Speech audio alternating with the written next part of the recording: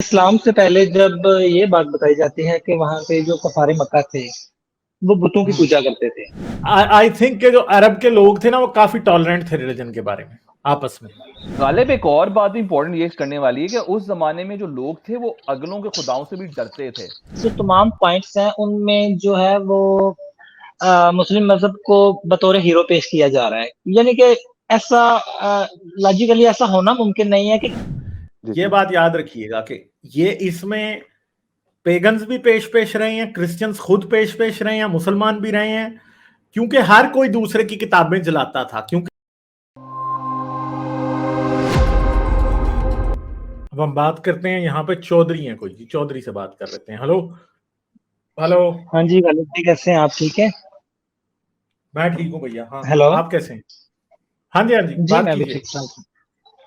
हाँ जी, गालिब अच्छा भाई जी, मेरा एक सवाल था कि हम्म। इस्लाम से पहले जब ये बात बताई जाती है कि वहाँ पे जो कफ़ारे मक्का थे, वो बुतों की हम्म। पूजा करते थे, तो वो हम्म। कौन सा दिन था जिसमें में तो ऐसा हेलो। नहीं है? जी, जी। असल में इस्लाम से पहले मक्का जिस जिस की पूजा करते थे, वो दीन अगर हम ये कहें कि उसके को आर्कियोलॉजिकल एविडेंस मिलते हैं तो वो नहीं मिलते। ठीक है, हुँ, अरबों में पेगन्स भी थे, क्रिश्चियंस भी थे, मोनोथिस्टिक लोग भी थे, जूस भी थे, सब थे। अगर आप ये कहें कि वो पेगनिज्म, वो आई थिंक को नेबतियन रिलीजन से मिलता जुलता एक कल्ट हो सकता है जो एग्जिस्ट करता हो अरब में प्री इस्लाम, मगर वो कोई इतना ज्यादा एक्सटेंसिव नहीं था। ठीक है, बहुत अच्छा। ज्यादा एक्सटेंसिव नहीं थे कि जी वो डोमिनेंट रिलीजन था। अरब बड़े मिक्स्ड रिलीजन वाले लोग थे असल में, जो बात आज आर्कियोलॉजी से सामने आ रही। हुँ, ठीक है। तो क्या ये बात साबितशुदा है कि वो लोग भी जिस तरह आज जदीद दौर में लोग एक-दूसरे के एक-दूसरे के मसालिक को लेके लड़ रहे हैं। दीन तो बहुत दूर की बात है या मज़हब दूर की बात है। तो वहाँ भी इस तरह की लड़ाइयाँ मौजूद थीं या वो अमन-अमान से रहने वाले लोग थे? नहीं, ऐसा नहीं है। ठीक है, वो वो आई थिंक के जो अरब के लोग थे ना, वो काफी टॉलरेंट थे रिलीजन के बारे में आपस में। हुँ, ठीक। हुँ। हाँ, गालिब एक और इंपॉर्टेंट वो चीज तो है इस्लामी तारीख से ही पता लग जाता है ना कि वो हजरत मोहम्मद को कुछ भी नहीं कह रहे थे। उन्होंने कोई हजरत मोहम्मद पे मरने का फतवा नहीं लगाया। इन्होंने जो फतवा लिखा भी हुआ है मरने का, वो भी कोई इतना स्ट्रांग नहीं है। नहीं, उसके ये बारे में उन्होंने एक अबू या तालिब से एक आके कहा कि हम तेरे भतीजे को मारना चाहते हैं। अबू तालिब ने कहा तुम नहीं मार सकते, वो आराम से चुप करके चले गए। उधर को खुद का शुमलावरी होता ना अगर उनके मजहब का, तो हजरत मोहम्मद कहाँ जिंदा रहते। नहीं, उसके बारे में एक और ले, ले, राय भी कायम की जाती है ना कि उस वक़्त मोहम्मद सल्लल्लाहु अलैहि वसल्लम को कत्ल या शहीद इसलिए नहीं किया गया कि उस वक़्त ऐसा था कि अगर आप कबाइल में किसी एक फ़र्द को कत्ल करते हो, तो फिर वो लड़ाई पूरे कबाइल में चली जाती थी, वो फ़र्द वाहिद तक नहीं रहती थी। मगर आपको हजरत क्या मोहम्मद लगता है के कि कुछ इसकी वजह ये है? नहीं, जी, ये जी। बात भी झूठ है, ये बात भी झूठ है, क्योंकि और लोग तो कत्ल हुए थे ना इस्लाम से। मक्का में हुँ, कुछ लोग तो कत्ल हुए थे ना, तो क्यों नहीं फैली फिर लड़ाई सब में? हुँ, और दूसरी बात है कि जब ठीक है। अबू लहब का कत्ल किया इन्होंने, गजवाए बदर जब हुई, उसके बाद जब गजवाए बदर में जीत गए, तो वापस गए। कुछ सहाबी उधर थे जो के एलानिया मुसलमान भी नहीं थे, उन्होंने अबू लहब को कत्ल कर हुँ, दिया। उन दोनों को किसी ने हुँ, कत्ल नहीं किया मक्का में, पता है? हुँ, अबू लहब का कत्ल जब हुआ, अबू लहब का कत्ल हुआ ऐसे कि जी साहबी जो थे, दो साहबी थे, वो दोनों ये बात कर रहे थे कि मुसलमान जीत गए हैं जंग, और अबू लहब ने उनको बुरा भला कहा। उन दोनों ने अबू लहब को कत्ल कर दिया, और उन दोनों को किसी ने कत्ल भी नहीं अच्छा। किया मक्का में। हुँ, गालिब एक और बात इंपॉर्टेंट ये करने वाली है कि उस जमाने में जो लोग थे वो अगलों के खुदाओं से भी डरते थे। तो होता ये था कि वो तुम्हारे खुदा को कुछ नहीं कहते थे, तुम उसके खुदा को कुछ नहीं कहते। तो पॉलीथिस्टिक सोसाइटी में ये भी होता था कि they didn't go against your God because they didn't know. तो अगर आप हिस्टोरिकली देखें ना, ये तो ये गॉड्स ट्रांसफर हुए इस वजह से हुए हैं क्योंकि ट्रेड्स में वो अगले को खुदा को कहते थे तुम्हारे खुदा की जगह है। तो वो इस तरह वो इतने ज्यादा इस्लाम की तरह या बाकी इस्लाम की तरह वो ज्यादा स्ट्रिंजेंट नहीं थे।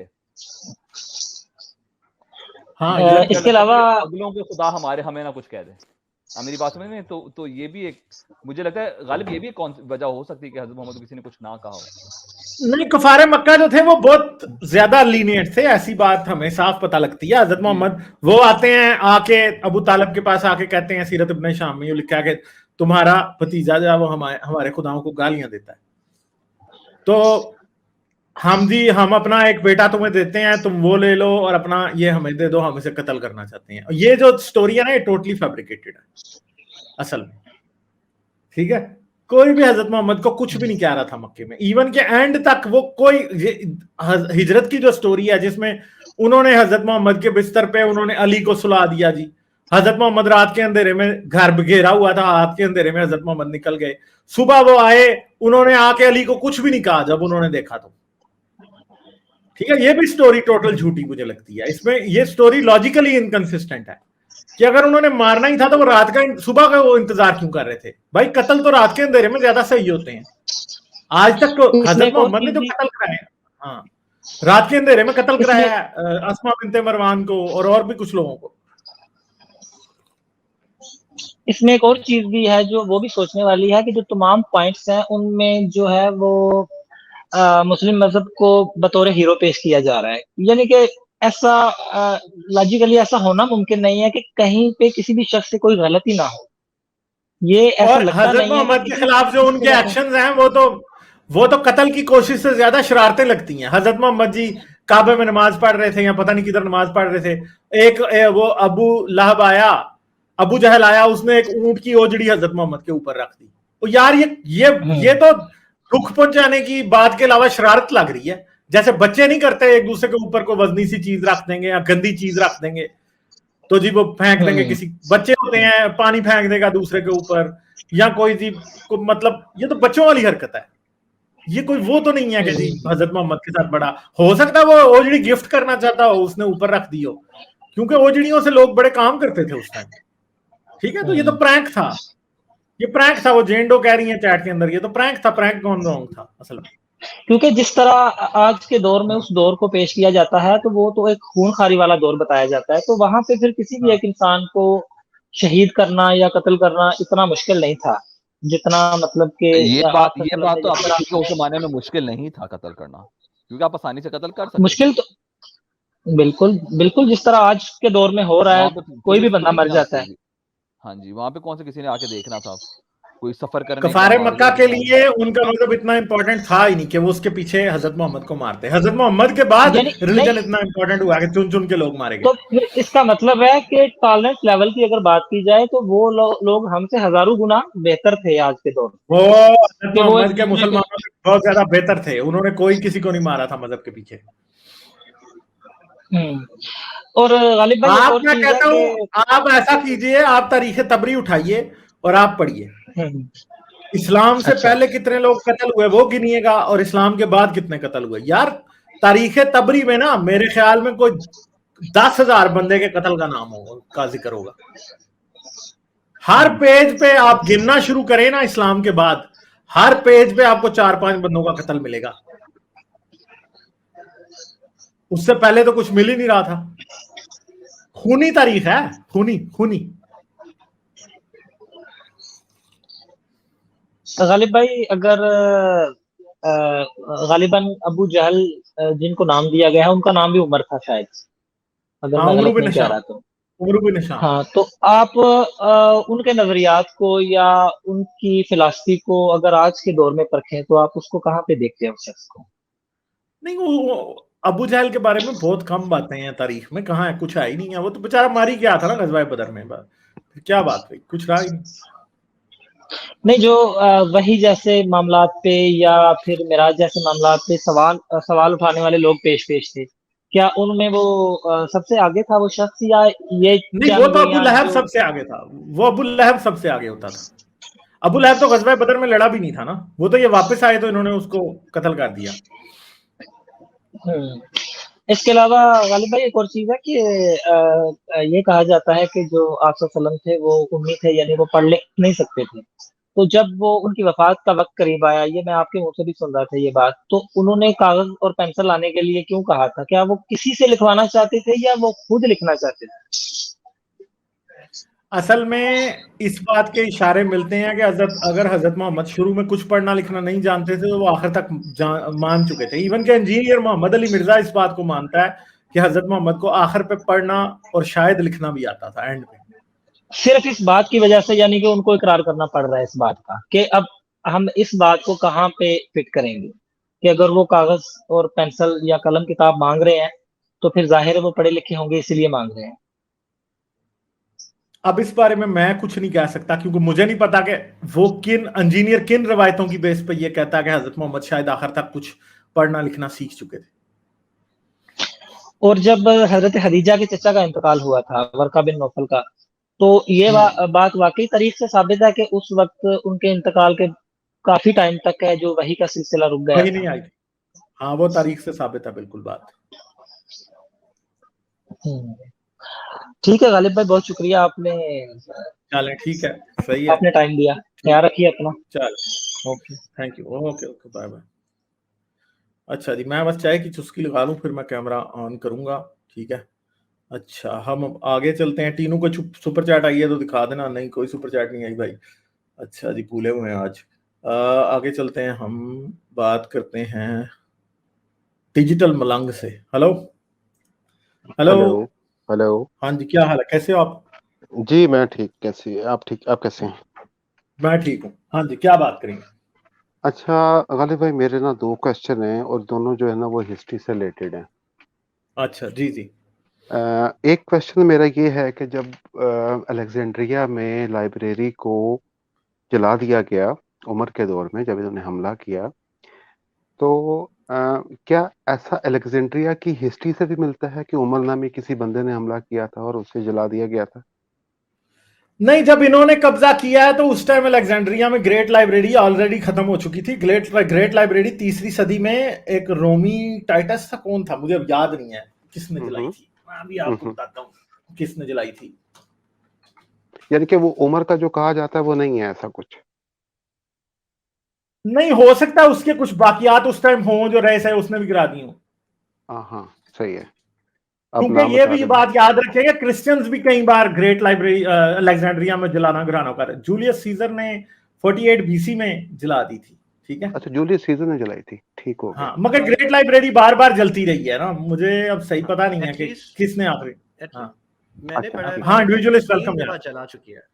हेलो, हाँ हाँ मैंने एक्चुअली पढ़ा है कि 3 दफा एटलीस्ट जलाई गई है और उसमें थर्ड टाइम उमर पे आता है। The last one that was burned was by Umar al Khattab. हाँ। जी। अब उन्होंने लिखा है या नहीं ये नहीं पता मुझे। ठीक है।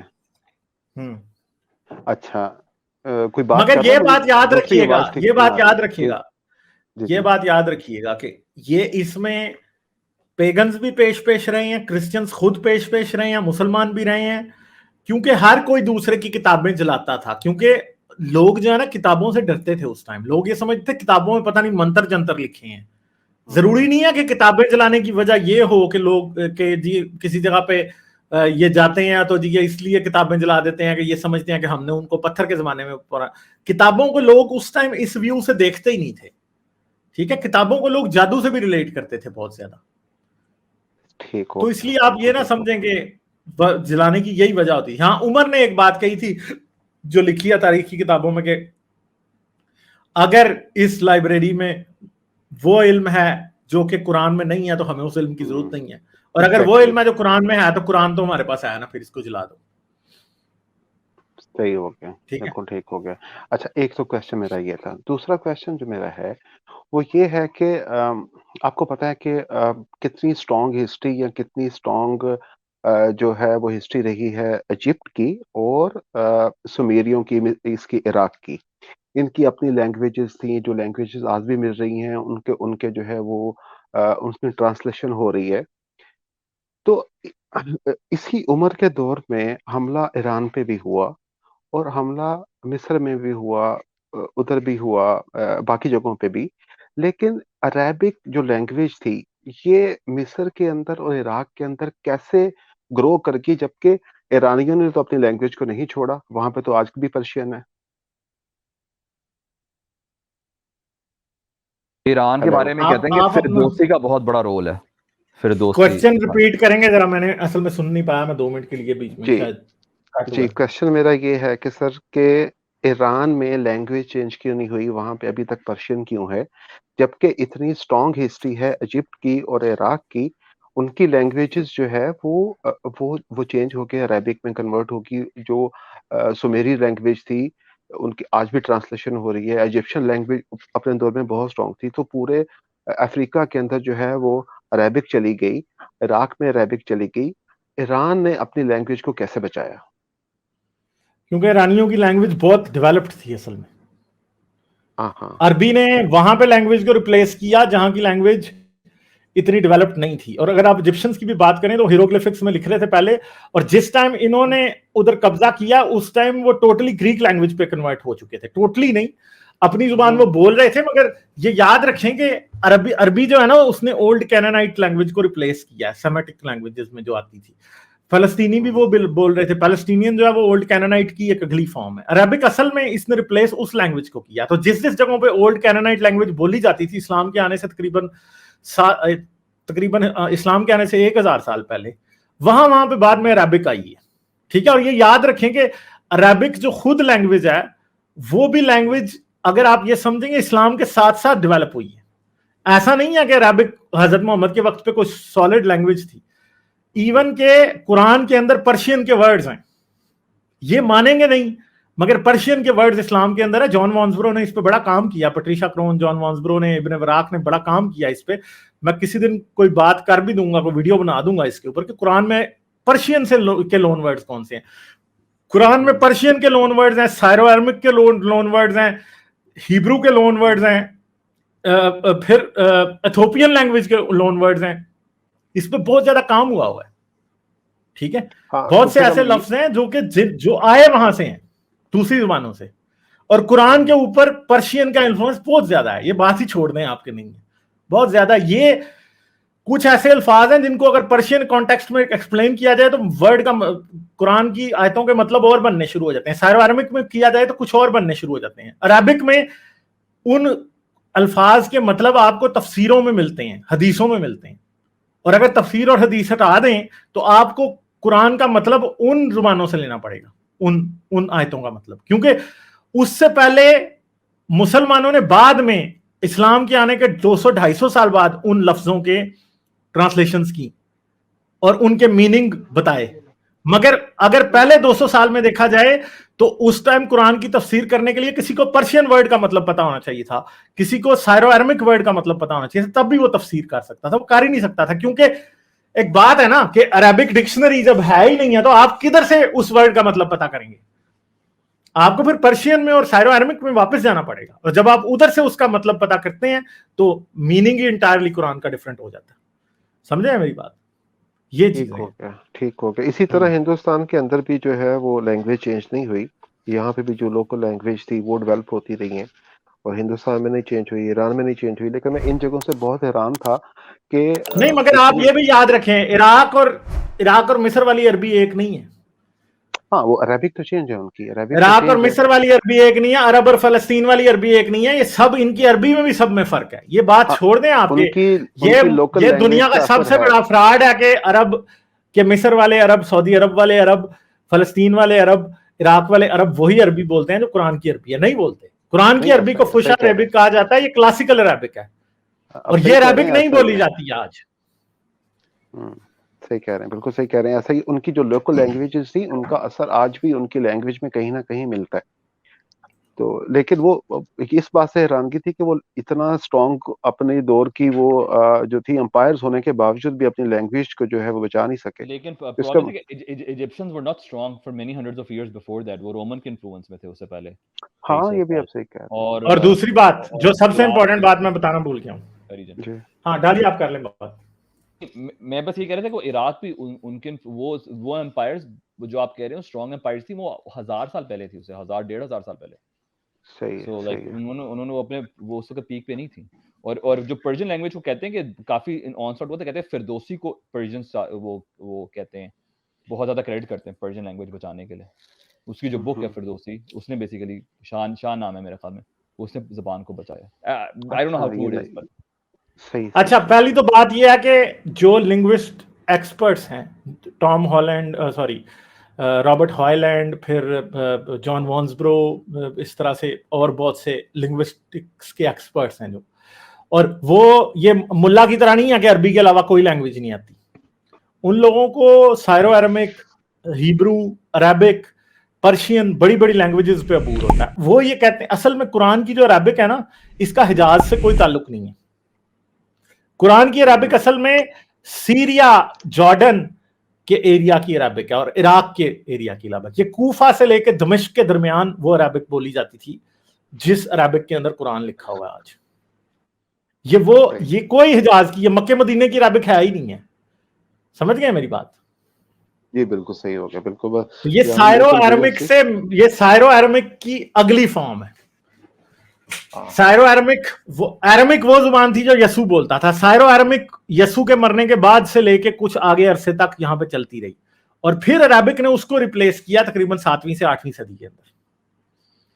ठीक है, बिल्कुल सही, ठीक हो गया। बस मेरे ये 2 क्वेश्चन थे अभी फिलहाल, तो बाकी फिर चलें। ठीक है, बहुत शुक्रिया आपका, आपने काफी अच्छी तरह से मुझे एक्सप्लेन कर दिया। ठीक है, थैंक यू। लाइक, शेयर और सब्सक्राइब करना मत भूलें। इसके साथ साथ आप मेरे चैनल को पेट्रियन पर सपोर्ट कर सकते हैं। पेट्रियन का लिंक वीडियो की डिस्क्रिप्शन में है।